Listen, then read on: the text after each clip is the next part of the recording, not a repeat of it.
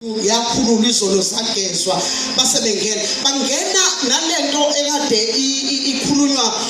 uNdlanzi izolo bangena nawo umphongolo kaThixo bewuthwele cabanga ke sisesontweni yes and iSunday kuformally funeka kuvalwe kahle inkonzo funeka basho kahle inkosi ingenile endlini yakhe engcwele kuba ngizwe lokho owangishumayisa khona ukwenza uNkulunkulu baba mdalo wami Nkosi Jesu msindisi wami moya ongcwele mduduzi wami ekhandeni la kalokho inhliziyo yami kufanele bayisho kahle bayisho ngokulandelana ngokwasesontweni ingaqoveki osana hayi basabangena bawuthwele umphongolo eduze kwami bafokuhleli omunye udadewethu wangakithi uGrace wakomwanje wasitwakhalela uGrace abesehla esithulweni akhulume ngezilimi akhulunywa ngezilimi esontweni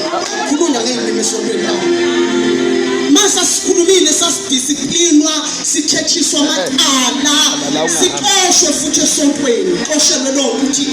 sihambe sithatha izinto esihambe sithatha la ekuzuleni la isizula khona hey hayi bafowethu wakhona ikhala wamkhizela esifuna ithulani liphethwe amadlingofu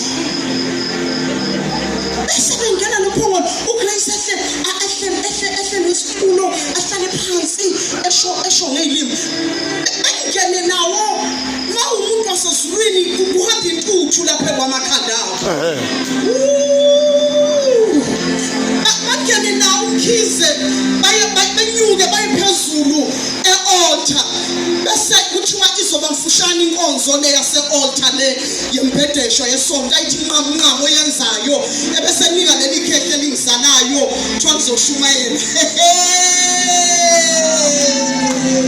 wemsindisi azange ngibone into enjeyana sisesontweni ke bafu ngabuya kuloyo mhlangano ningasebenzi ikhanda lami ngisho ngingane womfundisi ngihlala emishini ngihlala naye ubaba ngabuya nje ikhanda lami lingasebenzi lutho sonke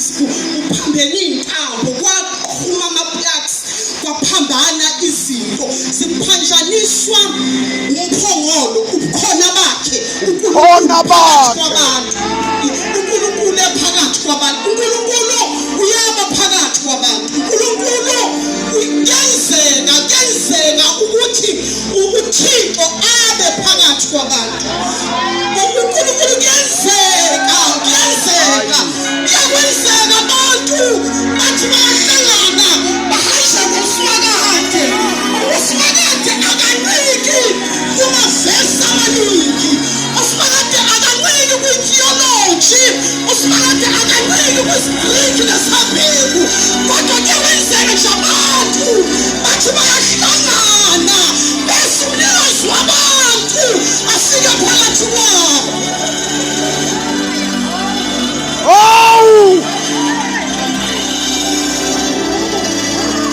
hallelujah